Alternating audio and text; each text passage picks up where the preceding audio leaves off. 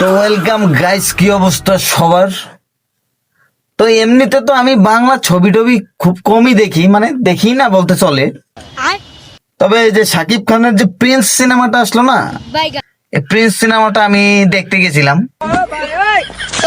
আমি কিন্তু ছবিটা দেখতে যাই নাই, আমি দেখতে গেছিলাম ছবির ভিএফএক্স গুলা, যে আসলে ভিএফএক্স গুলা কেমন।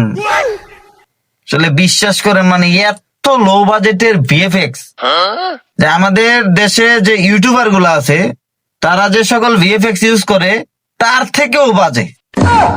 মানে এত বিগ বাজেটের একটা সিনেমা, সেখানকার ভিএফএক্স এর অবস্থা যদি এমন হয়, তাহলে মানুষের প্রতি তো ছবি থেকে মন উঠে যাবে, বাংলা ছবি তো আর কেউ দেখবে না। আর বিশ্বাস করেন, শাকিব খান রে পুরা পচায় দিছে, ডিরেক্টর শাকিব খান রে পুরা পচায় দিছে। মানে এই ধরনের ছবি আশা করি সাকিবিয়ানরা কখনোই চায় নাই।